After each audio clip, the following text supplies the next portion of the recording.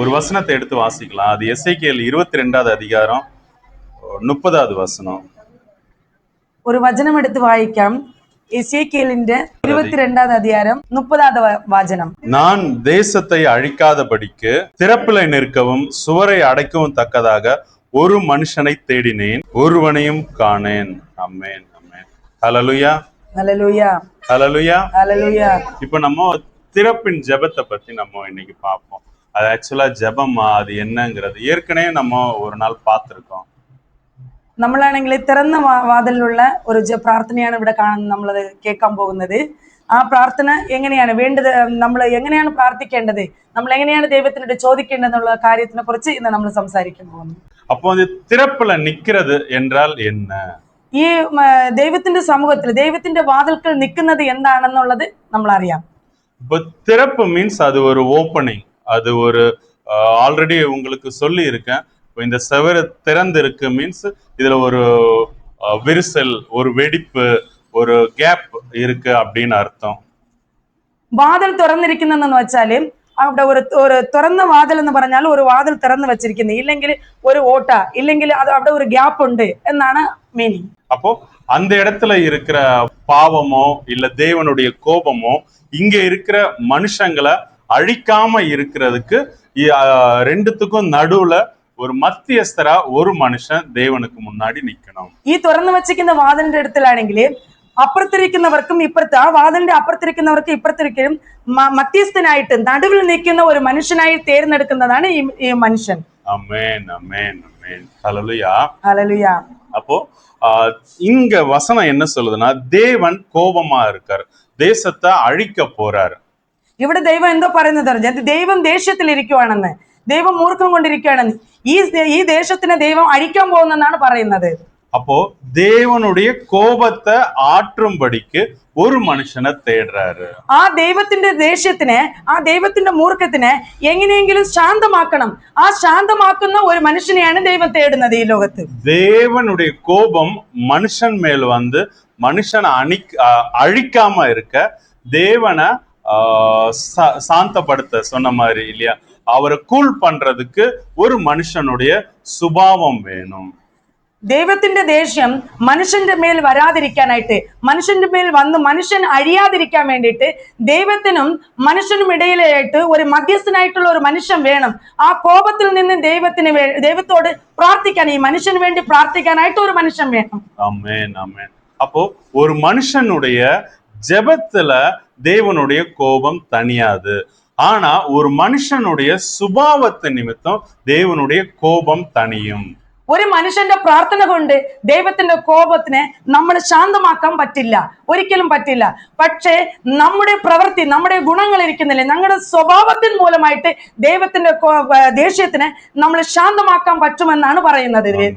வசனம் சொல்லுது, நம்ம அதிக கனி கொடுப்பதனால் பிதாவானவர் மகிமைப்படுவார் அப்படின்னு. മനുഷ്യൻ അധികമായിട്ടുള്ള കനി കൊടുക്കുന്നതിനുണ്ട്, അതിന്റെ ആ ഫ്രൂട്ട്സിൽ ഇരിക്കുന്ന ആ ടേസ്റ്റ്, രുചികരമായിട്ടുള്ള ആ കനി കൊടുക്കുന്നത് കൊണ്ടാണ് മനുഷ്യന്റെ പ്രവൃത്തി അവനവനിൽ ഇരിക്കുന്ന ആ കനികൾ മൂലമായിട്ട് തന്നെ അറിയാൻ പറ്റുമെന്നാണ് പറയുന്നത്. அப்போ அந்த திறப்புல நிக்கிற மனுஷனுடைய சுபாவம் எப்படி இருக்கணும்னு நம்ம பார்க்க போறோம். ആ തുറന്ന വാതിൽക്കലിൽ നിൽക്കുന്ന മനുഷ്യന്റെ സ്വഭാവം എങ്ങനെ ഇരിക്കുന്നെന്നാണ് നമ്മൾ നോക്കാൻ പോകുന്നത്. நம்ம வேதத்துல திறப்புல நின்ன ஒரு மனுஷன் யாருன்னா அது மோசே. ഈ തുറന്ന വാതിൽ നിൽക്കുന്ന ഒരു മനുഷ്യനെ കണ്ടിട്ടുണ്ടെങ്കിൽ ആ മനുഷ്യൻ മോശയാണ്. പുതിയ ഏർപ്പാടിലെ യേശു ക്രിസ്തു. പുതിയ ഏർപ്പാടിൽ യേശു ക്രിസ്തുവാണ് ദൈവത്തിനും മനുഷ്യനും മധ്യസ്ഥനായിട്ട് നിൽക്കുന്ന ഒരു മനുഷ്യൻ. യേശു ക്രിസ്തുக்கு அடுத்து எல்லா சீஷர்களும் ஸ்தேவான், பவுல் எல்லாரும் தேவனுக்கும் மனுஷனுக்கும் நடுவுல தான் இருந்தாங்க. യേശുവിന്റെ അടുത്തതായിട്ട് 12 ശിഷ്യന്മാർ വരുന്നുണ്ട്. സ്തേവാന്, അപ്പോസ്തലൻ പേതുരു, യാക്കോബ്, ഇങ്ങനെ 12 ശിഷ്യന്മാരും നിൽക്കുന്നുണ്ട്. அதை ஷார்ட்டா சொன்னா பரிசுத்த ஆவியானவர் நிக்கிறாரு சொல்லலாம். இப்ப தேவனுக்கும் மனுஷனுக்கும் நடுவுல அந்த கிறிஸ்து ஆவியானவர் ரூபம் கொண்டு பரிசுத்த ஆவியா நிக்கிறாரு. ഇത് ചുരുക്കമായിട്ട് പറഞ്ഞാല് മനുഷ്യനും ദൈവത്തിനിടയില് പരിശുദ്ധ ആത്മാവ് നിന്നുകൊണ്ട് അത് മധ്യസ്ഥനായിട്ട് നിന്ന് നമുക്ക് വേണ്ടി ഓരോ കാര്യങ്ങളും ദൈവത്തിനോട് എടുത്തു പറയുകയാണ് പരിശുദ്ധാത്മാവ്. ആമേൻ, ആമേൻ. ഹല്ലേലൂയ, ഹല്ലേലൂയ. சரி, ஓகே. அப்போ திறப்புல நிக்கிறதுனா என்னன்னு நம்ம பார்த்துட்டோம். അപ്പൊ നമ്മൾ തുറന്ന വാതിൽക്കൽ നിൽക്കുന്നത് മനുഷ്യൻ ആരാണെന്ന് നമ്മൾ മനസ്സിലാക്കി. அது ஒரு ஜெபம் இல்லைங்கிறத நம்ம புரிஞ்சுக்கிட்டோம். അതൊരു പ്രാർത്ഥന കൊണ്ട് അങ്ങനെ നിൽക്കാൻ പറ്റില്ലെന്നുള്ളത് നമുക്ക് മനസ്സിലായി. அப்போ உலகம் ஃபுல்லா குறிப்பா பெந்தகோஸ்த சபையில ஜெபம் ஜெபம் ஜெபம் அப்படி சொல்றாங்களே அது என்னங்கிறத பார்க்கலாம். ഈ ലോകം മൊത്തത്തിലും ബെന്തേകോസ്ത് ചർച്ചകളിലെ പ്രാർത്ഥന പ്രാർത്ഥന എന്ന് പറയുന്നുണ്ടല്ലോ, ആ പ്രാർത്ഥന എന്തുവാണെന്നുള്ളത് നമുക്ക് നോക്കാം. ஜெபம் எல்லாருடைய ஜெபத்தையும் தேவன் கேட்கிறது கிடையாது. പ്രാർത്ഥന എന്ന് പറയുന്നത് എല്ലാവരുടെ പ്രാർത്ഥനയും ദൈവം കേൾക്കുന്നതില്ല. பாவிகளுடைய ஜெபத்தையும் கேட்கிறாரு. പാവികളുടെ പ്രാർത്ഥന ദൈവം കേൾക്കുന്നുണ്ട്. ரட்சிக்கப்பட்டதுக்கு அப்புறம் ഒരു മനുഷ്യൻ രക്ഷ പ്രാപിച്ചതിന് ശേഷം கிறிஸ்துவ சொந்த ரட்சகரா ஏத்துக்கிட்டதுக்கு அப்புறம் യേശു ക്രിസ്തുവിനെ തന്റെ സ്വന്തം രക്ഷകനായിട്ട് ഏറ്റുകൊണ്ടതിന് ശേഷം அவர் எல்லாருடைய ஜெபத்தையும் அவர் விரும்பி கேட்கறது கிடையாது, பதில் அளிக்கிறது கிடையாது. എല്ലാവരുടെ പ്രാർത്ഥനയും ദൈവം അംഗീകരിക്കുന്നതില്ല. எக்ஸாக்ட்லி. அப்போ நம்ம எப்படி ஜெபிக்கணும்ங்கிறத பார்க்கலாம். നമ്മൾ എങ്ങനെ പ്രാർത്ഥന കേൾക്കണമെന്ന് നോക്കാം. ஏன்னா பிசாசு ஊழியர்கள் வழியா ஜனங்களை வஞ்சிச்சுட்டு இருக்கான். இது ஆதியிலே இருந்தது. அப்பவே அநேக அந்தி கிறிஸ்துகள் இருந்தாங்க, அநேக கள்ள போதகர்கள் இருந்தாங்க. அவர் இயேசு கிறிஸ்து ஓனாய் அப்படின்னு சொல்றாரு.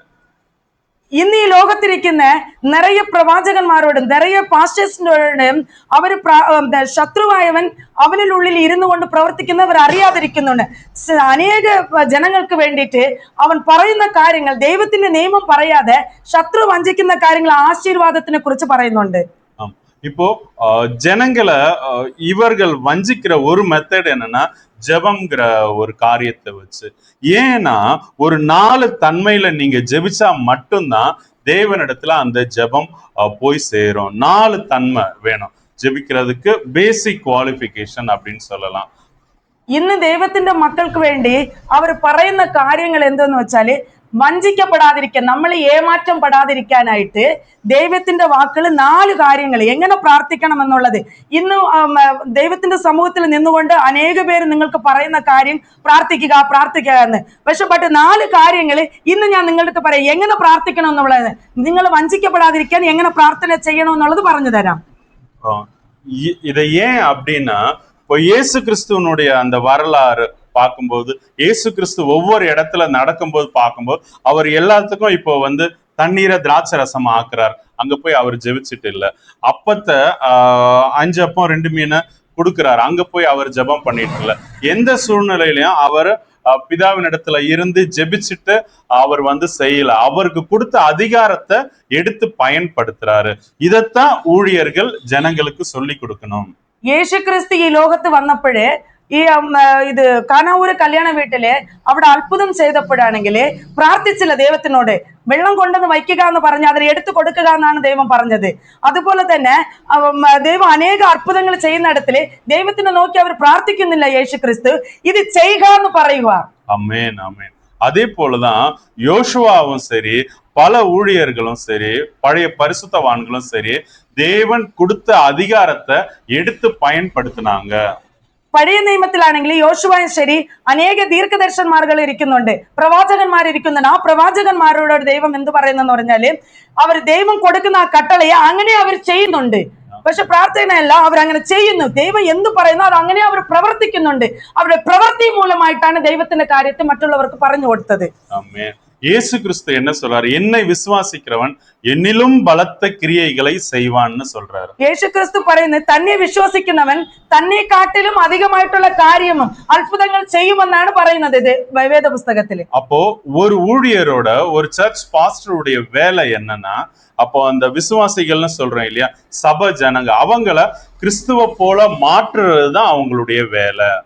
ഒരു പാസ്റ്റർ ചെയ്യേണ്ട ജോലി എന്തെന്ന് വെച്ചാല് തന്റെ ചർച്ചിൽ വരുന്ന, തന്റെ സഭയിൽ വരുന്ന ജനങ്ങളെ ക്രിസ്തുവെ പോലെ മാറ്റണം. യേശു ക്രിസ്തുവിനെ പോലെ മാറ്റാനായിട്ടാണ് അവർ ചെയ്യേണ്ടത്. அவரை போல பவர்ஃபுல்லா, வல்லமையோடு, கனி கொடுக்கிற தன்மையா, பிதாவுக்கு கீழ்ப்படிஞ்சு எல்லாத்தையும் வெறுத்து அப்படி ஒரு சுபாவத்தை தான் ஜனங்களுக்குள்ள வர வைக்கிறதுக்கு உண்டான ட்ரைனிங், பிராக்டிஸ் எல்லாம் கொடுக்க வேண்டியதுதான் சபையினுடைய வேலை. യേശു ക്രിസ്തുവിനെ പോലെ തന്റെ സ്വഭാവങ്ങളെല്ലാം മാറ്റിക്കൊണ്ട് പാപം അറിയാതെ പിതാവിന്റെ സിദ്ധത്തിന് എങ്ങനെ യേശുക്രിസ്തു ചെയ്തുവോ അതുപോലെയാണ് ചർച്ചിലും മാനസാന്തരപ്പെട്ട് യേശുക്രിസ്തുവിനെ ഏറ്റുകൊണ്ടുന്ന ഓരോ വിശ്വാസികളും ചെയ്യേണ്ടതാണെന്ന് പറഞ്ഞാണ് ചർച്ചിലെ പാസ്റ്റർ നിങ്ങൾക്ക് പ്രസംഗം ചെയ്യേണ്ടത്. നിങ്ങൾക്ക് അവർ പറയേണ്ട കാര്യം അതായിരുന്നു. നിങ്ങൾക്ക് പ്രാക്ടീസ് തരേണ്ടത്, നിങ്ങൾക്ക് പ്രാക്ടീസ് ചെയ്ത് നിങ്ങൾ അതിനെ തന്റെ ജീവിതത്തിലോട് കൂടെ എങ്ങനെയാണ് അത് പ്രവൃത്തി ചെയ്ത് എടുക്കേണ്ടത് എന്നുള്ളത് കാര്യമാണ് പറയേണ്ടത് പാസ്റ്റർ. அமேன் அமேன் ஹல்லேலூயா. ஆனா இப்போ இருக்கிற ஊழியர்கள் மெயினா ஒரு ஆசீர்வாதம் இல்ல நான் ஜெபிக்கிறேன் இல்ல கூடி ஜெபிப்போன்னு சொல்லிட்டு உங்களை வளர விடாதபடிக்கு அவங்களே வந்து தடுத்துடுறாங்க. ഇന്ന് നമ്മൾ ചർച്ചിൽ ചെയ്യുന്നത് എല്ലാരും കൂടി പ്രാർത്ഥിക്കാന്ന് പറഞ്ഞ് നമ്മൾ വരുവാ.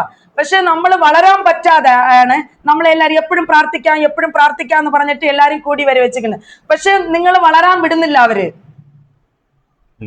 இப்போ நாம கனி கொடுக்காம நாம கிறிஸ்துவ போல மாறாம நம்ம பரலோகத்துக்கு நித்திய ஜீவனுக்கு போக முடியாது. எந்த ஒரு மனுஷனும் நம்மள நித்திய ஜீவனை கொண்டு போகவும் முடியாது கிறிஸ்துவ தவிர. அப்போ நாம மாற வேண்டியது அவசியம். നമ്മള് ഫലം കൊടുക്കാതെ ഒരിക്കലും നിത്യത്തിലോട്ട് നമ്മൾ പോകാൻ പറ്റില്ല.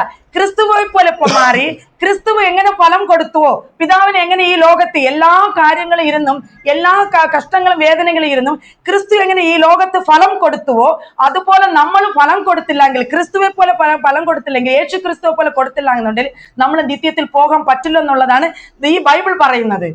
ആമേൻ. இப்போ இயேசு கிறிஸ்து எப்படி ஜெபிக்கணும்னு சொல்றாரு. இது ஃபர்ஸ்ட் ஒரு போனஸ் பாயிண்ட் அப்படின்னு சொல்லலாம். அவரு அரைக்கதவை சாத்தி பிதாவானவர் காணும்படியா, அதாவது உலக மனுஷங்க காணாம இருக்கிறதா ഉപവാസിച്ച് ജപിക്ക சொல்றாரு. യേശു ക്രിസ്തു പ്രാർത്ഥനയെ കുറിച്ച് എന്ത് പറയുന്നെന്ന് വെച്ചാല്, നിന്റെ വീട്ടിലുള്ള അറക്കതവിനെ പൂട്ടി, നിന്റെ ഉള്ളിലിരിക്കുന്ന ആ കതവിനെ പൂട്ടി അകത്തിരുന്ന് നിന്റെ പിതാവിനെ നോക്കി, നിന്നെ സൃഷ്ടിച്ച പിതാവിനെ നോക്കി പ്രാർത്ഥിക്കാനാണ് പഠിപ്പിക്കുന്നത്. ஆமென். சரி, முதல்ல நம்மளுடைய ஜெபத்தை கேட்கணும்னா நமக்கு வேண்டிய சுபாவம் என்னன்னா விசுவாசத்தோடு நாம ஜெபிக்கணும். அதுக்கு ஆதார வசனம் யாக்கோபு 5:15. ആദ്യം നമ്മള് പ്രാർത്ഥിക്കുന്ന കാര്യം ദൈവം ഏറ്റുകൊള്ളണമെങ്കിൽ ഫസ്റ്റ് കാര്യം എന്ന് വെച്ചാൽ വിശ്വാസം നമുക്കിരിക്കണം. വിശ്വാസത്തോടുകൂടെ ദൈവത്തിന്റെ സന്നിധാനത്തിൽ പോയാലേ നമ്മൾ പ്രാർത്ഥിക്കുന്ന പ്രാർത്ഥന ദൈവം കേൾക്കുള്ളൂ. അതിന്റെ ആധാര വാക്യം എന്താ വെച്ചാൽ യാക്കോബ്, പുതിയ ഏർപ്പാടിലെ യാക്കോബ് 5-ാം അധ്യായത്തിലെ 15-ാമത്തെ വചനം നിങ്ങൾ വായിച്ചു നോക്കിയാൽ അറിയാം. വിശ്വസിക്കുന്നവൻ നിങ്ങളുടെ വിശ്വാസം ഈ ലോകത്തെ ജയിക്കുന്ന ജയം. അത് വചനം വാസിங்க സിസ്റ്റർ. விசுவாசம் உள்ள ஜெபம் தான் ஒரு மனுஷனை ரட்சிக்க முடியும். വിശ്വാസത്തോടു കൂടെ ഉള്ള പ്രാർത്ഥന തന്നെ ഒരു മനുഷ്യനെ രക്ഷിക്കാൻ പറ്റുള്ളൂ. விசுவாசம் ஒரே நாள்ல ஒரு மனுஷனுக்கு வராது. அது கொஞ்சம் கொஞ்சமா பிராக்டிஸ் பண்ணி தான் வரும். വിശ്വാസം എന്ന് പറയുന്നത് ഉടനെ വരുന്നതല്ല, അത് കുറേച്ചായിട്ട് പ്രാക്ടീസിൽ വരുന്നതാണ്. பேதுரு எழுதும்போது சொல்றாரு விசுவாச பரீட்சை அப்படின்னு. പേതുരു ബൈബിള് എഴുതുമ്പോൾ പറയുന്നു വിശ്വാസം എന്നുള്ളത് തന്നിലുള്ള പരീക്ഷയാണെന്ന്. അത് ഒരു പുടമിടുതൽ, ഒരു പ്രോസസ്. പരീക്ഷിക്കുന്നത്, നിന്നെ പരീക്ഷിച്ചതിന് ശേഷമേ ആ പ്രോസസ് കറക്റ്റ് ആയിട്ട് ഇരിക്കത്തുള്ളൂ. அப்போ விசுவாசம் ஒரு நாள்ல வர முடியாது. நாம ஒவ்வொரு நாளுமே சின்ன சின்ன விஷயத்துல இருந்து விசுவாசத்தை நம்ம பிராக்டிஸ் பண்ணி தான் ஆகணும். அப்பதான் விசுவாசத்துல தேர முடியும். ரெண்டாவது, ஒருவேளை தேவன் அப்ப அற்புதமா ஆவியானவர் வழியா அந்த விசுவாசத்தை நமக்குள்ள இருந்து திறந்து கூட கொடுக்கலாம். വിശ്വാസം എന്ന് പറയുന്നത് ഉടനെ വരുന്ന കാര്യമല്ല. നമ്മുടെ ജീവിതത്തിൽ നമ്മൾ അതിനെ പ്രാക്ടീസ് ചെയ്ത് എടുക്കുന്നതാണ് വിശ്വാസം എന്ന് പറയുന്നത്. അത് ആ വിശ്വാസത്തിന് തുടങ്ങുന്നത് യേശു ക്രിസ്തുവാണ്. ആ വിശ്വാസമാകുന്ന കുറേച്ചായിട്ട് അതിനെ വളർത്തിക്കൊണ്ടുവരുന്നതാണ് ക്രിസ്തു ചെയ്യുന്നത്. ஆமென் ஆமென். இப்போ விசுவாசம் யாருக்கு அதிகமா இருக்கும்னா தேவனுடைய சாயல்ல படைக்கப்பட்ட சின்ன குழந்தைங்களுக்கு அதிகமா இருக்கும். என்ன சொன்னாலுமே அது தகப்பனாரோ தாயாரோ சொன்னா அது அப்படியே நம்பி அது அப்படியே பற்றி கொண்டு இருக்கும் இல்லையா? அதுதான் விசுவாസം. വിശ്വാസം എന്ന് പറഞ്ഞാല് കൊച്ചു പിള്ളേരുടെ ഇടയിൽ ഒരുപാടുണ്ട്. കൊച്ചു പിള്ളേർ നമ്മൾ എന്ത് പറഞ്ഞാലും അത് അവരങ്ങനെ വിശ്വസിക്കും. ഇതങ്ങനെ അല്ല, ഇത് ഇങ്ങനെയാണെന്ന് നമ്മൾ കൊച്ചു പിള്ളേരോട് പറയുമ്പോൾ അതങ്ങനെ അവർ ഏൽക്കും, അതങ്ങനെ വിശ്വസിക്കും. അത് മറുത്തവർ പറയാറില്ല. അപ്പോൾ വിശ്വാസം എന്നുള്ളത് കൊച്ചു കുഞ്ഞുങ്ങളിൽ ഉണ്ടെന്നാണ് പറയുന്നത്. அந்த குட்டி பிள்ளைங்க எதையும் பார்த்து இருக்க மாட்டாங்க, எதையும் கேள்விப்பட்டிருக்க மாட்டாங்க. காணாதவைகளை அதை நம்பி அவங்க நம்புற விஷயத்துல ரொம்ப கான்பிடென்ட்டா இருப்பாங்க. அதுதான் விசுவாசம். വിശ്വാസം എന്ന് പറയുന്നത് അതിനെ കണ്ടു കാണത്തില്ല, പക്ഷെ അത് മനസ്സിനകത്ത് അവർ വിചാരിച്ച് ഇത് നമ്മുടെ ശരീരത്തിൽ നമ്മൾ ആലോചിക്കുന്ന കാര്യങ്ങൾ, ഓരോ കാര്യങ്ങളിലും വിശ്വാസം ഉണ്ടെന്നാണ് പറയുന്നത്. കാണാത്ത ഒന്നിനെ കുറിച്ച് നമ്മൾ കാണുന്നത് പോലെ നമ്മൾ പ്രകടിപ്പിച്ച് നമ്മൾ കാണുന്നത് പോലെ അത് വിശ്വസിക്കുന്നതാണ് വിശ്വാസം എന്ന് പറയുന്നത്. അപ്പോ വിശ്വാസമാ ജപിച്ച ഒരാളെ കുറിച്ച് നമ്മ പാപ്പோம். വിശ്വാസമായിട്ട് പ്രാർത്ഥിച്ച ഒരാളെ കുറിച്ച് നമുക്ക് നോക്കാം. അത് യാർനാ എസ്തർ. അത് ആരെന്ന് പറഞ്ഞാൽ എസ്തർ രാജാത്തി. ஓ எஸ்தர் ஒரு ராஜாத்தியா இருக்காங்க. எஸ்தர் வந்து ஒரு ராஜ்ஞியாயிட்டு இருக்குന്നുണ്ട്.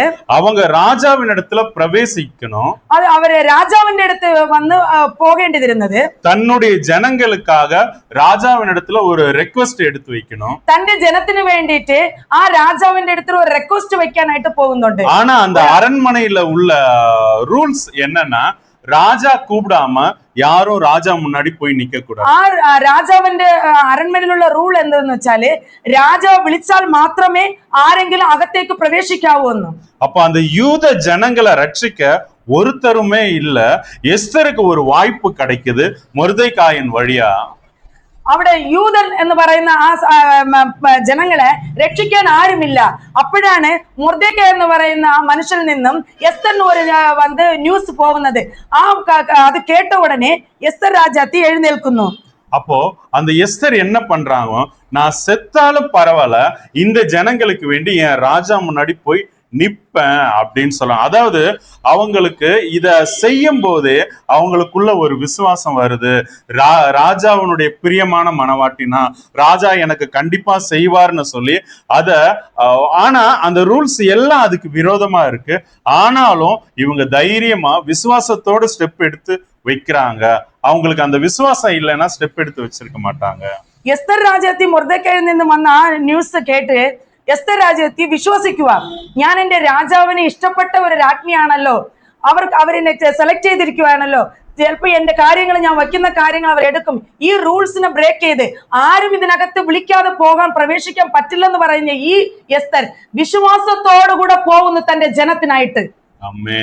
அப்போ நாமளும் ஜெபிக்கும் போது நம்ம ஜெபிக்க வேண்டிய காரியம் வேதத்தின் அடிப்படையில அது சரியா இருந்ததுன்னா, நாம இயேசு கிறிஸ்து ஒரு மனுஷனுக்கு, தேவன் ஒரு மனுஷனுக்கு இந்த பைபிள்ல செஞ்சிருந்தா அது எல்லாருக்கும் செய்ய அவர் உண்மையுள்ளவரா இருக்காரு. அப்போ நாம ஜெபிக்கும் போது இந்த மனுஷனுக்கு செஞ்சிருக்காங்க இல்லையா, அப்ப எனக்கும் செய்வாருங்கிற அந்த விசுவாசம் நமக்கு வேணும். அப்படி விசுவாச ஜெபிச்சாதான் ஜெபிக்கணும்.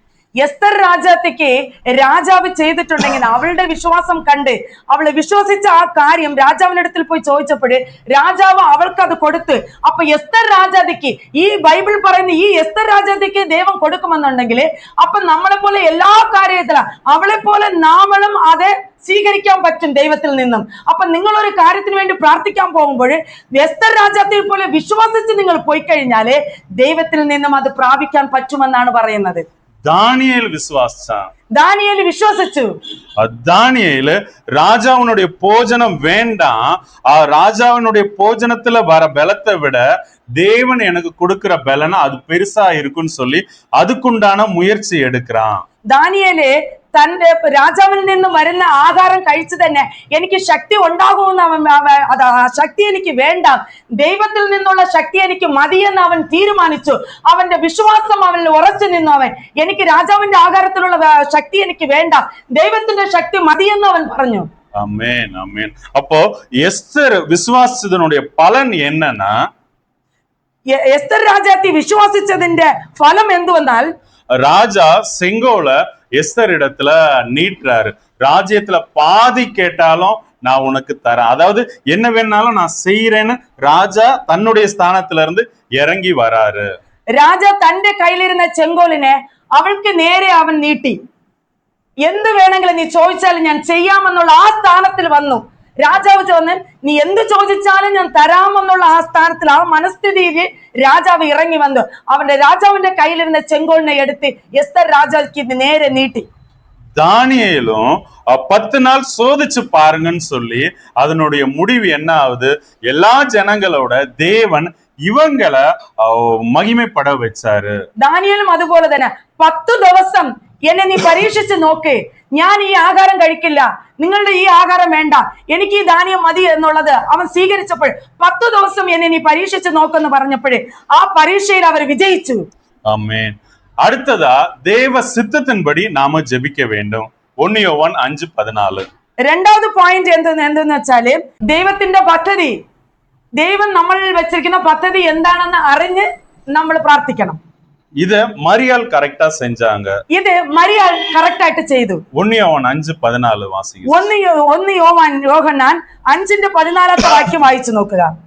നാം எதையாகிலும் அவருடைய சித்தத்தின்படி கேட்டால் அவர் நமக்கு செவி கொடுக்கிறார் என்பதே அவரை பற்றி நாம் கொண்டிருக்கிற தைரியம். ஆமேன். இந்த வசனம் என்ன சொல்லுதுன்னா, நாமோ தேவனுடைய சித்தத்தின்படி கேட்டா அவர் கொடுப்பார். വചനം എന്ത് പറയുന്നെന്ന് വെച്ചാല് ദൈവത്തിന്റെ പദ്ധതി മൂലം കറക്റ്റ് ആയിട്ട് നീ ചോദിച്ചാല് ദൈവം തരും. നിന്റെ പദ്ധതിയല്ല, ദൈവത്തിന്റെ പദ്ധതി മൂലമായിട്ട് ദൈവം നിന്നെ കുറിച്ചിട്ടുള്ള ഒരു പദ്ധതി ഉണ്ട്. ആ പദ്ധതി മൂലം നീ ചോദിച്ചാൽ തീർച്ചയായിട്ടും നീ പ്രാർത്ഥിക്കുന്ന കാര്യം നിനക്ക് കിട്ടുമെന്നാണ് പറയുന്നത്. ആമേൻ. மரியாள் எப்படி தேவனுடைய சித்தத்தின்படி ஜெபிச்சாங்கன்னா, இது இயேசுவின் தாயாகிய மரியாள். அவங்களுக்கு அவங்க கன்னிகையா இருக்காங்க. தூதன் வந்து சொல்றாங்க, நீ கருவிடுவ, தேவனுடைய ஆவியானவர் உன் மேல நிழலிடுவார், உனக்கு ஒரு குமாரன் பிறப்பார், அந்த குமாரன் உலகத்தை ரட்சிப்பார்னு. இது நடக்கவே முடியாத ஒரு விஷயம் இல்லையா? புருஷனை அறியாத ஒரு ஸ்திரீ கருவிடுறது அது நடக்காத ஒரு விஷயம் இல்லையா சயின்டிபிக்கலா. ஆனா இவங்க இத கேட்டதுக்கு அப்புறம் அழகா தன்னை ஒப்பு கொடுக்கறாங்க தேவனுடைய அந்த வார்த்தைக்கு, தேவனுடைய அந்த சித்தத்துக்கு. 38வது வசனம் சொல்லுது, இதோ நான் ஆண்டவருக்கு அடிமை, உம்முடைய வார்த்தையின்படி எனக்கு ஆக கடவுது. அவர் சொல்றது நம்ப முடியாத விஷயமா இருக்கு, ஆனாலும் என்ன, உங்க வார்த்தையின்படி எனக்கு நடக்கட்டும்னு சொல்லி தன்னை ஒப்பு கொடுக்கறாங்க, தேவனுடைய சித்தத்துக்கு விட்டு கொடுக்கறாங்க. அப்போ அவருடைய சித்தத்தின்படி மரியாள் ஜெபிச்சது போல நாமளும் ஜெபிச்சாதான் தேவன் அந்த ஜெபத்தை கேட்பார். മറിയയിടത്തിൽ യേശു ക്രിസ്തു വന്നപ്പോഴേ മറിയയിടത്തിൽ ദേവദൂതൻ വന്നപ്പോഴും മറിയോട് പറയുകയാണെന്ന്, നീ പരിശുദ്ധാത്മാവിനാൽ ഒരു കുഞ്ഞിനെ പ്രസവിക്കുമെന്ന്. പക്ഷെ ഇത് സാധ്യമില്ലാത്തതാണ്. പുരുഷനെ അവൾ അറിയുന്നില്ല, പുരുഷനെ അറിയാതെ എങ്ങനെയാണ് ഒരു കുഞ്ഞിനെ ജനിപ്പിക്കുന്നതെന്ന്. ബട്ട് അവളുടെ വിശ്വാസം, അവളെ തന്നെ ദൈവത്തിന്റെ ആ ഭക്തിയോടുകൂടെ തന്നെ അവൾ ചേർത്തുകൊണ്ട് വിശ്വസിച്ച് അവൾ அதை സ്വീകരിച്ചു. അവളുടെ വിശ്വാസം അത് അവളെ ഒരു യേശു ക്രിസ്തുവിന്റെ അമ്മയായിട്ട് അവളെ മാറ്റി. அமேன், அமேன். மூணாவதா ஒருமனப்பட்டு நம்ம ஜெபிக்கணும், ஒருமனப்பாடுடன் நாம ஜெபிக்கணும். മൂന്നാമത്തെ പോയിന്റ്, നമ്മുടെ മനസ്സ് ഏക മനസ്സായിരിക്കണം. ഏകാന്തതയോടെ ഒരൊറ്റ മനസ്സായിട്ട് ഏക മനസ്സായിട്ട് ഇരിക്കണം.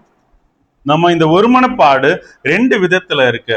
ആവിയിലെ ഒരുമനപ്പെട്ടിരിക്കണം, ശരീരത്തിലും ഒരുമനപ്പെട്ടിരിക്കണം. ഈ ഏക മനസ്സെന്ന് പറയുന്നത് രണ്ടായിട്ടുണ്ട്. ആവിയിലും ഏക മനസ്സായിട്ടിരിക്കണം, ശരീരത്തിലും ഏക മനസ്സായിരിക്കണം. ആമേൻ. ஆவியில ஒருமனப்பட்டு இருக்கிறதுனா தேவ சித்தத்தின்படி, இப்போ தேவன் எங்களுக்கு ஒரு சித்தம் வச்சிருக்காரு இல்லையா, இந்த கூடுகையை இப்படி நடத்தணும் அப்படின்ட்டு. அப்போ அந்த சித்தத்துல இப்ப நாங்க 2 பேர் கணவர் மனைவியா இருக்கோம், ஒரே சரீரமா இருக்கும். எங்களுடைய தாட்ஸ் இயேசு கிறிஸ்துவோட அதோட ஒத்திசைந்து நாங்க ஜெபிக்கும் போது, துதிக்கும் போது அதோட அவரோட சேர்ந்து நாங்க 2 பேரும் ஆவியில அந்த சித்தத்துல அப்படியே போகணும், டிராவல் பண்ணணும். ഏക മനസ്സെന്ന് പറയുന്നത് ആവിയിലുള്ള ഏക മനസ്സെന്ന് പറയുന്നത് ദൈവത്തിന്റെ കൂടെ നമ്മൾ ട്രാവൽ ചെയ്യുന്നതാണ്, ദൈവത്തിന്റെ കൂടെ നമ്മൾ സഞ്ചരിക്കുന്നതാണ്, കൂടെ നടക്കുന്നതാണ്. എന്ന് വെച്ചാൽ അപ്പോഴ് തന്നെ ദൈവത്തിന്റെ ആ പദ്ധതി നമ്മൾക്ക് അറിയാൻ പറ്റത്തുള്ളൂ, നമ്മളിൽ അത് വന്ന് ഭവിക്കത്തുള്ളൂ. എന്നാലേ അതിന്റെ ഏറ്റ കാര്യമായിട്ട് നമ്മൾ, ഇതാണ് പറയുന്നത് ആവിയിൽ ഏക മനസ്സായിരിക്കണം. നമ്മുടെ ആവിയും ദൈവത്തിന്റെ ആവിയുമായിട്ട് ഏക മനതായിട്ട് ട്രാവൽ ചെയ്യണം, സഞ്ചരിക്കണം. എന്നാലേ ദൈവത്തിന്റെ പദ്ധതി നമ്മൾ അറിയാൻ പറ്റുള്ളൂ. ശരീരത്തിലെ ഒരു മനം എപ്പടിനാ, ശരീരത്തിലുള്ള ഏക മനസ്സ് എന്തോന്ന് വെച്ചാൽ அது அப்போஸ்தலர் 1:14 அப்போஸ்தலர் 2:1 இருக்கு. அந்த தேவனுடைய சீஷர்கள் 120 பேரு அவங்க ஒரு மனதோட கூடி ஜெபிக்கிறாங்க, வேண்டுதல்களை ஏறெடுக்கிறாங்க. அவங்க அதான் ஒரு மனதோட இருக்காங்க.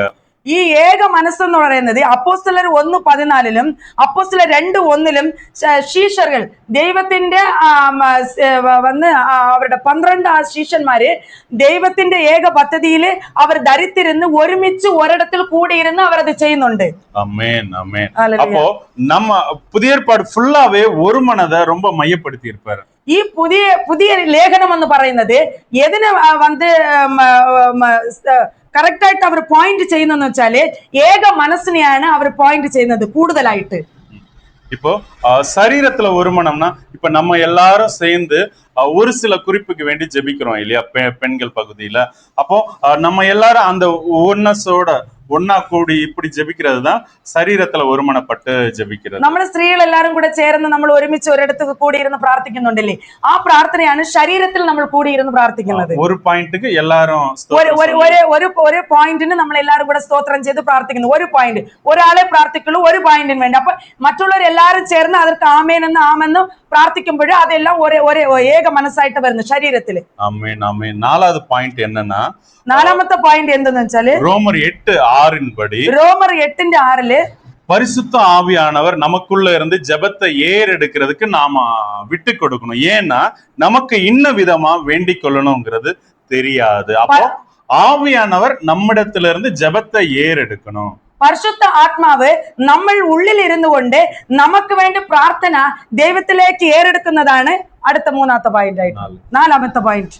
அப்போ நாம எப்படி எல்லாம் ஜெபிக்கணும்? ஒண்ணு விசுவாசத்தோட ஜெபிக்கணும், ரெண்டாவது தெய்வ சித்தத்தின்படி ஜெபிக்கணும், மூணாவது ஒருமனப்பட்டு ஜெபிக்கணும், நாலாவது பரிசுத்த ஆவியானவர் ஜெபத்தை ஏறெடுக்கிறதுக்கு நாம விட்டு கொடுக்கணும். ആദ്യം നമ്മൾ എങ്ങനെ പ്രാർത്ഥിക്കണം എന്ന് പറഞ്ഞാല് വിശ്വാസത്തോടു കൂടെ പ്രാർത്ഥിക്കണം. രണ്ടാമത് നമ്മൾ എങ്ങനെ പ്രാർത്ഥിക്കണം എന്ന് വെച്ചാല് ദൈവത്തിന്റെ പദ്ധതി എന്താണെന്ന് അറിഞ്ഞുകൊണ്ട് പ്രാർത്ഥിക്കുക. മൂന്നാമത് എന്തുകൊണ്ടാണെന്ന് വെച്ചാല് നമുക്ക് ഏക മനസ്സോടുകൂടെ നമ്മൾ ദൈവത്തിനടുത്ത് പ്രാർത്ഥിക്കുക. നാലാമത് എന്തെന്ന് വെച്ചാല് പരിശുദ്ധ ആത്മാവ് നമുക്കുൾ ഇരുന്നു കൊണ്ട് പരിശുദ്ധ ആത്മാവ് നമ്മളിൽ നിന്നും പ്രാർത്ഥന ഏറെടുക്കണം. பரிசுத்த ஆவியானவர் ஜெபத்தை ஏறெடுக்கிறது அழகா ஸ்தேவான் வழியா ஏறெடுப்பார். அப்போஸ்தலர் 7ஆம் அதிகாரம் எடுத்துக்கலாம், 55 இருந்து 60வது வசனம் வரைக்கும் ஒருத்தர் சத்தமா கொஞ்சம் വാസിച്ചാൽ நல்லா இருக்கும். സ്തേവാൻ എന്നുള്ള ഒരു മനുഷ്യൻ അവിടെ പറഞ്ഞിട്ടുണ്ട്. ആ മനുഷ്യന്റെ ഉള്ളിൽ ഇരുന്നുകൊണ്ട് പരിശുദ്ധാത്മാവ് എങ്ങനെയാണ് പ്രാർത്ഥന ഏറെടുക്കണമെന്ന് നമുക്ക് നോക്കാം. പരിശുദ്ധാത്മാവിനാലെ நிறைந்தவனாய் வானத்தை அண்ணாந்து பார்த்து தேவனுடைய மகிமையும் தேவனுடைய வலது பரிசத்தில் இயேசுவானவர் நிற்கிறதையும் கண்டு அதோ வானங்கள் திறந்திருக்கிறதையும் மனுஷகுமாரன். இந்த 56வது வசனம் சொல்லுது இல்லையா, அதோ வானங்கள் திறந்திருக்கிறதையும் மனுஷகுமாரன் தேவனுடைய வலது பாரிசத்தில் நிற்கிறதையும் காண்கிறேன் என்றான்னு இருக்கு இல்லையா. அது ஆக்சுவலா ஸ்தேவான் சொல்ல, அவனுக்குள்ள இருந்த ஆவியானவர் சொல்றாரு. ஆவியானவர் சொல்றதுக்கு இவன் விட்டு கொடுக்குறான். ஏன்னா முந்தின வசனம் சொல்லுது பரிசுத்த ஆவியினால் நிறைந்தவனாய். ഇവിടെ സ്തേവാൻ എന്തോ പറയുന്നെന്ന് വെച്ചാല് സ്വർഗരാജ്യം തുറന്നിരിക്കുന്നുണ്ട്, സ്വർഗത്തിൽ പിതാവിന്റെ വലതുപക്ഷത്തിൽ യേശുക്രിസ്തു ഇരിക്കുന്നത് ഞാൻ എന്റെ കണ്ണുകൊണ്ട് കാണുന്നു എന്ന് പറഞ്ഞ് സ്തേവാൻ പറയുന്നത്. പക്ഷെ അത് സ്തേവാൻ അല്ല കാണുന്നത്, സ്തേവാന്റെ അകത്ത് ഇരിക്കുന്ന ആ പരിശുദ്ധ ആത്മാവാണ് അത് പറയുന്നത്.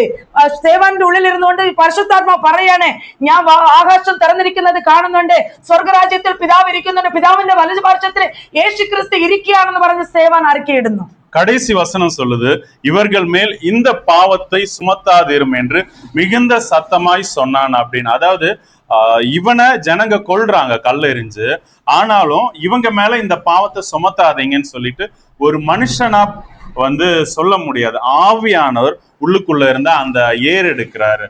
தேவ கோபம் இந்த ஜனங்கள் மேல போக கூடாதுன்னு சொல்லி இவனும் ஒரு மத்தியஸ்தனாதான் நிக்கிறான். അത് മാത്രമല്ല പാപം എന്ന് പറഞ്ഞ സ്തേവൻ ഇത് മാത്രമല്ല, സ്തേവൻ പറയുന്നുണ്ട് മനുഷ്യന്മാരില് ഈ പാപം വരരുതേ, ഈ മനുഷ്യന്മാരിലേക്ക് ദേഹത്തേക്ക് ഈ പാപം ചുമത്തരുത് എന്ന് പറഞ്ഞിട്ട് ദൈവത്തിലേക്ക് അവർ പ്രാർത്ഥിക്കുന്ന. അതൊരു സ്തേവൻ ഒരു മനുഷ്യനെ കൊണ്ട് പ്രാർത്ഥിക്കാൻ കഴിയില്ല. പരിശുദ്ധ ആത്മാവ് സ്തേവാന്റെ അകത്തിരുന്ന് അയ്യോ ഈ ജനങ്ങൾ പാവമാണ്, ഈ ജനങ്ങൾ ഒന്നും അറിയാത്തവരാണ്, ഈ പാപം ഇവർ മേൽ ചുമത്തരുതേ എന്ന് പറഞ്ഞുകൊണ്ട് അവൻ പ്രാർത്ഥിക്കുകയാണ്. ஆமென் ஆமென். அப்போ எப்படி ஜெபிக்கணும்ங்கறத நம்ம இவ்வளவு நேரம் பார்த்தோம். എങ്ങനെ പ്രാർത്ഥിക്കണമെന്ന് ഇത്രയും നേരം നമ്മൾ നോക്കി. இப்போ நம்ம திறப்புல நிக்கிறதுக்கு தகுதி உள்ளவனா எப்படி இருக்கணும்? குவாலிஃபிகேஷன் திறப்புல நிக்கிறதுக்கு என்ன குவாலிஃபிகேஷன் വേണമെங்கிறத பார்க்கலாம். ഇനി നമ്മള് ഈ തുറന്നിരിക്കുന്നില്ലേ ഈ വാതിൽക്കൽ എങ്ങനെയാണ് നിന്ന് പ്രാർത്ഥിക്കേണ്ട, ഈ പ്രാർത്ഥിക്കാൻ എന്ത് യോഗ്യത നമുക്ക് വേണം, എന്തൊക്കെ യോഗ്യത നമുക്ക് ഇരുന്നാൽ ഈ തുറന്നു വച്ചിരിക്കുന്ന വാതിലിന്റെ അടുത്തിൽ നിന്ന് നമ്മൾ പ്രാർത്ഥിക്കാമെന്ന് നോക്കാം. முதல் விஷயம் நம்ம மோசையை வச்சு பார்க்கலாம். என்ன மோசை என்னன்னா, தேவன் ஒரு விஷயத்த சொன்னா அதை அப்படியே செய்யறவனா இருப்பான். யாத்திராகமம் 4:19-20 வசனத்தின்படி, நீ போப்பா எகிப்துல இருந்துதான் பயந்து ஓடி வரான், அங்க வேண்டாம், அங்க போனா என்ன கொன்றுவாங்கன்னு சொல்லி பயந்து ஓடி போறான். 40 வருஷம் ஆகுது. திரும்ப தேவன் மோசையை சந்திக்கிறாரு. அப்பவும் அவனுக்கு அந்த பயம் போகல. நான் போக மாட்டேன், வேற யாராவது அனுப்புங்கன்னு சொல்றான். ஆனாலும் இது சொன்னது தேவன்னு சொல்லிட்டு அவன் போய் மாமனார்ட்ட ஒய்ஃப்ட எல்லாம் சொல்லி அவங்கள திரும்ப கூட்டிட்டு போறான். அதாவது எவ்வளவு தடை இருந்தாலும், தன்னுடைய சரீரமே தன்னுடைய சுபாவமே தடையா இருந்தாலும் இந்த மோசே எப்படி இருக்கான், தேவன் சொல்றத செய்யறவனா இருக்கான். ஹல்லேலூயா. നമുക്ക് അടുത്ത് നോക്കാം. മോശയാണെങ്കില് ദൈവം പറയുന്ന കാര്യം ചെയ്യാൻ വേണ്ടിട്ട്, മോശ ദൈവം പറയുന്ന കാര്യം ചെയ്യാൻ വേണ്ടിട്ട് അവനെ വിളിക്കുകയാണ് മോശയെ. പക്ഷെ മോശ എഗിപ്തിൽ നിന്നും അവൻ ഓടി മറഞ്ഞവനാണ്, ഓടി ഒളിഞ്ഞവനാണ്. എന്ന് വെച്ചാല് പേടിച്ച് വിറച്ചുകൊണ്ട് അവൻ ആ എഗിപ്തിനെ വിട്ട് വർഷങ്ങളായി 40 വർഷങ്ങളായി അവൻ മാറി താമസിക്കുകയാണ് അവൻ അവിടെ നിന്ന്. പക്ഷെ അവന്റെ ഭയം ഇനിയും പോയിട്ടില്ല. ഞാൻ എങ്ങനെ എഗിപ്തിലേക്ക് പോകുമെന്നുള്ള ആ ഭയം അവനെ വിട്ട് നീങ്ങിയില്ല. എന്നാലും അവൻ പറഞ്ഞത് ദൈവമാണ്, എന്നോട് പറഞ്ഞത് ദൈവമാണ്, ദൈവത്തിന്റെ വാക്കുകൾ ഞാൻ അനുസരിക്കണമെന്ന് പറഞ്ഞ് ദൈവത്തിന്റെ വാക്കുകൾ അവൻ അനുസരിക്കാൻ തുടങ്ങി. ആമേൻ. ரெண்டாவதா மோசேட்ட இருந்த சுபாவம், அதாவது திறப்புல நிக்கிறதுக்கு உண்டான மனுஷனுக்கு வேண்டிய சுபாவம் என்னன்னா, രണ്ടാമതായിട്ട് ഈ തുറന്ന വാതിലിന്റെ അടുത്തിൽ നിൽക്കാനായിട്ട് ഒരു മനുഷ്യന് വേണ്ട സ്വഭാവം എന്തെന്ന് വെച്ചാല്, தேவன் மோசேயின் இடத்துல நண்பனோடு பேசுற மாதிரி பேசுறார், முகமுகமா பேசுறார். அப்போ நாம தேவனிடத்துல ஒரு நண்பனை போல பழகுறவங்க பேசுறவங்களா இருக்கணும். മോശയോടെ ദൈവം എങ്ങനെ സംസാരിക്കുന്നെന്ന് വെച്ചാല് ഒരു ഫ്രണ്ട്സിനോട് സംസാരിക്കുന്നത് പോലെയാണ്. ഒരു ഫ്രണ്ടിനോട് എങ്ങനെ സംസാരിക്കുമോ അങ്ങനെയാണ്, ഒരു സുഹൃത്തിനോട് എങ്ങനെ സംസാരിക്കുമോ അങ്ങനെയാണ് ദൈവം മോശയോട് കൂടെ സംസാരിക്കാൻ തുടങ്ങിയത്. അപ്പോൾ രണ്ടാമത്തെ ക്വാളിഫിക്കേഷൻ എന്തെന്ന് വെച്ചാല്, ഈ തുറന്ന വാതിലിൽ നമ്മൾ നിൽക്കണമെങ്കിൽ ദൈവം നമ്മളെ ഫ്രണ്ടായിട്ട് അംഗീകരിക്കണം. നമ്മളെ അവരുടെ മുമ്പിൽ നിൽക്കാൻ വേണ്ടിട്ട് ഒരു ഫ്രണ്ട്സിനെ പോലെ നമ്മളോട് സംസാരിക്കുന്നതായിരിക്കണം. ഫ്രണ്ടോട് பேசுற மாதிரி இருக்கணும், ஒரு ஃப்ரெண்ட்ஸினோட സംസാരിക്കുന്നത് പോലെ ഇരിക്കണം. அப்போ ஃப்ரெண்ட்ஸ் எப்படி பேசுவாங்கன்னா, எப்பவும் பேசிக்கிட்டே இருப்பாங்க இல்லையா? நமக்கு தெரிஞ்ச ஃப்ரெண்ட்ஸ் அக்கம் பக்கம் வீட்லயா இருந்தாலும் இல்ல போன்லயா இருந்தாலும் தூரமா இருந்தாலும் எல்லாத்தும் என்னன்னாலும் உடனே ஃப்ரெண்டுக்கு போன் போட்டு பேசிக்கிட்டே இருப்பாங்க. அதாவது கதை அளக்குற மாதிரி காலையில இருந்து ஈவினிங் வரைக்கும் நடந்தது எல்லாமே 1 மணி நேரம் 2 மணி நேரம் பல மணி நேரமா, அதாவது எல்லாத்தையுமே ஷேர் பண்ணுவாங்க, பேசிக்கிட்டே இருப்பாங்க. அதே போல தேவன் ஒரு மனுஷனோட பேச தொடங்கிட்டார்னா அவர் பேசிக்கிட்டே இருப்பாரு, அவர் கத்து கொடுப்பாரு, சொல்லி கொடுப்பாரு, அன்பா அரவணைப்பாரு. இந்த மாதிரி அவர் பேசிக்கிட்டே இருப்பாரு. നമ്മളാണെങ്കിൽ നമ്മുടെ ഈ ലോകപരമായ ഒരു ഫ്രണ്ട്സ് ഉണ്ടെങ്കിൽ, നമുക്കൊരു സുഹൃത്തുണ്ടെങ്കിൽ ആ സുഹൃത്തിനോട് നമുക്ക് എന്ത് കഷ്ടമുണ്ടായിരുന്നാലും എന്ത് വേദന ഉണ്ടായാലും എന്ത് സന്തോഷം ഉണ്ടായിരുന്നാലും എന്തെങ്കിലും കാര്യം ചെയ്യാൻ പോയിരുന്നാലും നമ്മൾ അവരോട് കൂടെ സംസാരിക്കാറുണ്ട്. ഇതുപോലെ ദൈവം നമ്മളെ ഫ്രണ്ടായിട്ട് അവർ അംഗീകരിച്ചു കഴിഞ്ഞാൽ, നമ്മളെ സുഹൃത്തായിട്ട് അംഗീകരിച്ചാൽ എപ്പോഴും സംസാരിച്ചുകൊണ്ടിരിക്കണം. മോശ അതാണ് ദൈവത്തിനോട് സംസാരിച്ചുകൊണ്ടേ ഇരുന്ന്, എല്ലാ കാര്യത്തിനും സംസാരിച്ചുകൊണ്ടിരുന്ന്. കഷ്ടമായാലും ദശയും നമ്മുടെ ജീവിതത്തിൽ എന്തൊക്കെ നടക്കുന്നോ അത്രയും കാര്യങ്ങള് നമ്മൾ സുഹൃത്തിനോട് സംസാരിക്കുന്ന പോലെ ദൈവത്തിനോട് നമ്മൾ സംസാരിക്കുക. എന്നാലേ ആ യോഗ്യത നമുക്ക് കിട്ടുള്ളൂ. ആ തുറന്ന വാതിൽ നമ്മൾ നിന്ന് സംസാരിക്കാനായിട്ട് യോഗ്യത നമുക്ക് കിട്ടത്തുള്ളൂ. ഒരു സുഹൃത്തിനെ പോലെ നാം കരുതി നമ്മൾ സംസാരിക്കാൻ തുടങ്ങണം. மூணாவது காரியம், திறப்புல நிக்கிறதுக்கு ஒரு மனுஷனுக்கு வேண்டிய சுபாவம் என்னன்னா, மோசே எப்படின்னா, அது 4 லட்சமோ 6 லட்சமோ ஜனங்க இருந்தாலும் தேவன் கூப்பிட்டுட்டாருன்னா எல்லாரையும் அப்படியே விட்டுட்டு மலை மேல தேவனோட இருக்கிறதுக்கு போயிடும். அப்போ மூணாவது குவாலிஃபிகேஷன் என்னன்னா, தேவன் நம்மளை ஒரு காரியம் செய்ய சொன்னாலோ அவர் தம்மிடத்துல இருக்க சொன்னாலோ நாம உலக எல்லா அலுவல்களையும் உலகத்துல உள்ளவங்களை விட்டுட்டு அவரோட தனியா டைம் ஸ்பெண்ட் பண்றதுக்கு நாம அப்படி குவாலிஃபைடா இருக்கணும். அதாவது உலகத்தை வெறுத்தவங்களா எதையும் விட்டு விடுறதுக்கு ரெடியா இருக்கிறவங்களா இருக்கணும். മൂന്നാമത്തെ ക്വാളിഫിക്കേഷൻ എന്തെന്ന് വെച്ചാല്, നമുക്ക് നമ്മൾ ചെയ്യുന്ന നമ്മൾ നിറയെ കാര്യങ്ങൾ ചെയ്യേണ്ടത്, ഈ ലോകത്ത് ചെയ്തു തീർക്കേണ്ട നിറയെ കാര്യങ്ങളുണ്ട്. എന്നാലും മോശയ്ക്കും അതുപോലെ ഉണ്ട്. അവന് വൈഫ്, പിള്ളേർ, എല്ലാവരും കാര്യങ്ങളുണ്ട്, ജനങ്ങളുണ്ട്, അത്രയും ഇസ്രായേൽ ജനങ്ങൾ നടത്തുകയാണ്. എന്നാലും ദൈവം വിളിക്കുമ്പോൾ അവൻ എല്ലാത്തിനെയും ഇട്ടിട്ട് ഉപേക്ഷിച്ചിട്ട് അവൻ ഓടിച്ചെല്ലും മലയിലേക്ക്. ദൈവം വിളിക്കുന്ന കാര്യത്തിൽ ഉടനെ എന്തുണ്ടായിരുന്നാലും, എന്ത് കാര്യമായിരുന്നാലും, ജീവൻ പോകുന്ന കാര്യമായിരുന്നാലും അവൻ എല്ലാത്തെയും സ്റ്റോപ്പ് ചെയ്തിട്ട് ദൈവം വിളിക്കുന്നിടത്തേക്ക് അവൻ ഓടിച്ചെന്ന് ദൈവം പറയുന്ന കാര്യം കേൾക്കാനായിട്ട് അവൻ ചെന്നെത്തും. ஆமென் ஆமென் ஹல்லேலூயா ஹல்லேலூயா. ஹல்லேலூயா. நாலாவது காரியம் என்னன்னா, மோசே தனக்கு நியமிச்ச ஆடுகளை வேற யாரையும் பட்சிக்க விட மாட்டான். அது அந்த ஆட்டினுடைய எஜமானா இருக்க பிதாவான தேவனா இருந்தாலும் சரி, இந்த ஆடுகள் என்னுடைய பொறுப்புல இருக்கு. பிதாவுக்கே இந்த ஜனங்கள் மேல கோபம் வந்தாலும் அவருடைய கோபம் இவங்க மேல மூளாதபடிக்கு அவன் வேண்டுதல்களை ஏறெடுக்கிறவனா இருக்கிறான். നാലാമത് മോശ എന്ത് ചെയ്യുന്ന വെച്ചാല്, തനിക്ക് വേണ്ടി തന്ന ജനങ്ങള്, ഇത്രയും ഇസ്രായേൽ ജനങ്ങള് തന്റെ പക്കലാണ് ഇരിക്കുന്നത്, താൻ പറയുന്നതാണ് കേൾക്കുന്നത്, ദൈവം തന്നോടാണ് സംസാരിക്കുന്നത്, താനാണ് ഈ ജനങ്ങളോട് സംസാരിക്കുന്നത്. അങ്ങനെ ഇരിക്കുമ്പോഴേ ഈ ജനത്തിന് വേറെ ആരും തൊടാനായിട്ടോ ഒരു പാപമോ വേറെ ഏത് ജനങ്ങളോ, ദൈവം തന്നെ സ്ട്രെയിറ്റ് ആയിട്ട് ഈ ജനത്തെ അഴിക്കാൻ നോക്കിയാൽ കൂടെ മോശ കഴിഞ്ഞിട്ടേ അവരെ അഴിക്കാൻ പറ്റുള്ളൂ എന്നുള്ള ഇടത്തിൽ അവൻ നിന്നു. ஆமென் ஆமென். அதாவது அந்த அளவு பாதுகாக்கிறான். இது கிறிஸ்துவனுடைய சுபாவம். അത്രമാത്രം ജനങ്ങളെ അവൻ പാതുകാക്കുന്നുണ്ട്, അവൻ സംരക്ഷിക്കുന്നുണ്ട്. ആ ജനങ്ങളെ അവന്റെ സംരക്ഷണത്തിന്റെ കൈക്കകത്ത് വെച്ചിരിക്കുക. അപ്പൊ ഈ തുറന്നു വെച്ചിരിക്കുന്ന ഈ വാതിൽക്കൽ നിൽക്കണമെങ്കിൽ മറ്റുള്ളവരെ സംരക്ഷിക്കുന്ന സ്ഥലത്ത് നമ്മൾ ഇരിക്കണം. ஆமென் ஆமென் ஹல்லேலூயா ஹல்லேலூயா ஹல்லேலூயா. அப்போ அந்த 4 குவாலிஃபிகேஷன் ஒரு மனுஷன் திறப்புல நிக்கணும்னா என்ன அப்படின்னா, ഒരു മനുഷ്യൻ ഈ വാതിൽക്കൽ തുറന്നു വെച്ചിട്ട് ഈ വാതിൽക്കൽ നിൽക്കണമെങ്കിൽ 4 ക്വാളിഫിക്കേഷൻ വേണം. அது ஒண்ணு, தேவன் சொன்னா செய்யணும். ദൈവം പറഞ്ഞാൽ നിങ്ങൾ അനുസരിക്കണം. ரெண்டாவது, தேவனோட ஒரு நண்பன்கிட்ட பேசுற மாதிரி அதாவது நாம பேசுறது இல்ல, அவர் நம்ம கிட்ட பேசி நாம பேசி ஒரு நண்பனோட இருக்கிற அந்த உறவுல இருக்கணும். രണ്ടാമത് സുഹൃത്തിനെ പോലെ, ഫ്രണ്ട്സിനെ പോലെ സംസാരിക്കുന്ന ആ ഉറവ് ഒരിക്കലും മാറാൻ പാടില്ല. ആ ഉറവിൽ ഇരുന്നുകൊണ്ടിരിക്കണം. மூணாவது, எதையும் எப்பவும் விடுறதுக்கு ரெடியா இருக்கணும். മൂന്നാമതായിട്ട് നമ്മൾ ഏത് കാര്യം ചെയ്തുകൊണ്ടിരുന്നാലും ദൈവം വിടാൻ പറഞ്ഞ ഉടനെ വിടേണ്ട സ്ഥാനത്തിരിക്കണം. நாலாவது, நமக்கு நியமிச்சத ஒருத்தரும் கள்ளமிட்டு போகாதபடிக்கு ஒரு பாதுகாப்பு கவசமா தேவனுக்கு பிரியமானபடி நாம இருக்கணும். നാലാമത്, നമ്മളെ ഏൽപ്പിച്ച ആ ആത്മാവിനെയോ എന്ത് കാര്യമായിരുന്നാലും നമ്മളെ ഏൽപ്പിച്ച കാര്യത്തിനെ അത് സംരക്ഷിച്ച് വെക്കേണ്ടത് നമ്മുടെ കടമയാണ്. சுருக்கமா சொன்னா கிறிஸ்துவ போல இருக்கணும். ഷോർട്ടായിട്ട് പറഞ്ഞാല് യേശു ക്രിസ്തുവിനെ പോലെ ഇരിക്കണം. இப்போ திறப்பின் ஜெபம் சொல்லிட்டு நீங்க என்னதான் ஜெபிச்சாலும் காரியம் நடக்காது. നിങ്ങൾ വന്ന് പ്രാർത്ഥിക്കാൻ പോണേ, ദൈവം എന്നെ തുറന്ന വാതിൽക്കൽ നിന്ന് എന്നെ സ്വീകരിക്കും എന്ന് നിങ്ങൾ എന്ത് പ്രാർത്ഥിച്ചാലും അവിടെ നടക്കില്ല, ഈ കാര്യം നിങ്ങൾ ഫോളോ ചെയ്തില്ലെങ്കിൽ. நீங்க உங்க சுபாவம் மாறாம தேவன் நம்ம ஜெபத்தை எடுக்க, നിങ്ങളുടെ ക്യാരക്ടർ മാറാതെ ഒരിക്കലും ദൈവത്തിന്റെ സമൂഹത്തിൽ നമ്മൾ പ്രാർത്ഥിക്കുന്ന കാര്യങ്ങൾ അവിടെ ചെന്നെത്തത്തില്ല. ஆமென் ஆமென்.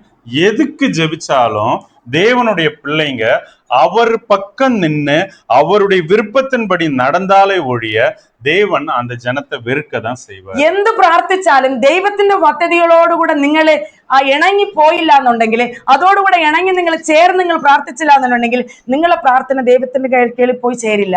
ஆமென். இப்போ இது ஒரு நல்ல காலமா இருக்கு. ഇത് ഒരു നല്ല കാലം. ஏன்னா அவர் എന്തുകൊണ്ടെന്നാല് ஒரு மனுஷனும் அவருக்கு கிடைக்கல, ഒരു മനുഷ്യനും അവർക്ക് കിട്ടിയിട്ടില്ല ദൈവത്തിന്. அவர் தேசத்தை அழிக்க போறாரு. ആ ദൈവം ഈ രാജ്യത്തിനെ അഴിക്കാൻ പോവാണ്. இப்போ நமக்கு ஒரு நல்ல வாய்ப்பா இருக்கு, നമുക്കൊരു நல்ல வாய்ப்பு, നമുക്കൊരു ചാൻസ് തരുന്നുണ്ട് ദൈവം. ஏன்னா இப்போ நிறைய பேர் ஊழியக்காரங்க இருந்தா அவங்க கிட்ட எல்லாம் போட்டி போட்டு ஜெயிக்க கஷ்டமா இருக்கு. அதாவது ஒரு ஃபீல்டுல நிறைய பிளேயர்ஸ் இருக்கும்போது போட்டி போட கஷ்டமா இருக்கும்.